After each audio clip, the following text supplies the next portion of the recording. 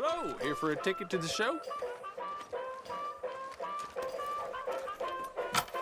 Ticket, please. We'll be starting soon, just inside the tent there.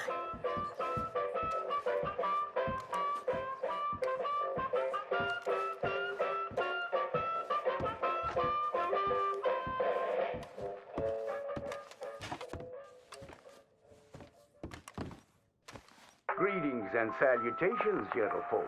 This here's the story about a young couple from the village of Annisburg that was courting a few years after the Revolutionary War. Courting in the woods, as you know young people want to do. Stealing away all sneaky-like. Girl by the name of Ethel Beauchard snuck out of the parlor one evening just as soon as her mother went out to hang clothes on the line from the washing. She met up on the road by her farm with a boy by the name of Eugene Hutton. Now, the Hutton boy was an athletic chap, liked boxing, fishing, and swinging Indian clubs. It's quite singular to the story that he didn't seem all that inclined to go to war in the preceding years leading up. Well, they walked in the woods for a while. Pretty soon they lost their bearings and no longer knew the north from the south, nor east from west neither. Then they heard a low moaning sound. What's that terrible noise? She said all the truth. Must be a sick calf looking for its mama. They've been known to bawl like that. Let me take a look, said Eugene. Well, old Eugene went and disappeared around a tree, came out the other side, and gave her a terrible fright. Boom! She let out a shriek, then went to chastising. You should be ashamed of yourself, Eugene Hutton, she said. Instead of giving a girl protection, you go carry on acting foolish and fresh like the Queen's prize jester. But right then and there, a chilly wind blew through and knocked off Eugene's hat. I need to get back home. My mama has a terrible temper. She's like to stomp up and down if she finds out we're missing. She is a fair, stout woman, Eugene noted.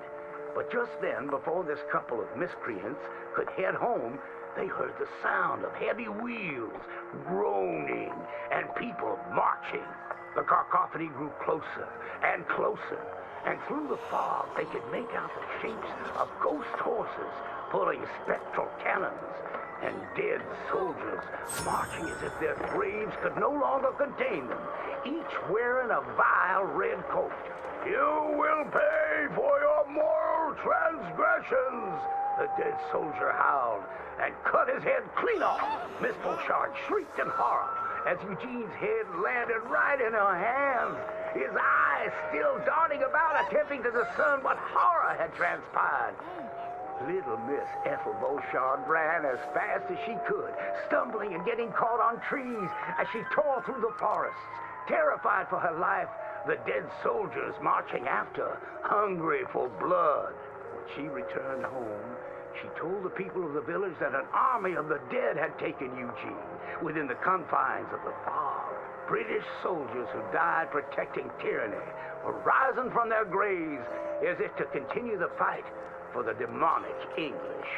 The townspeople erupted in fright and dismay until one doubter came forth and accused her of witchcraft.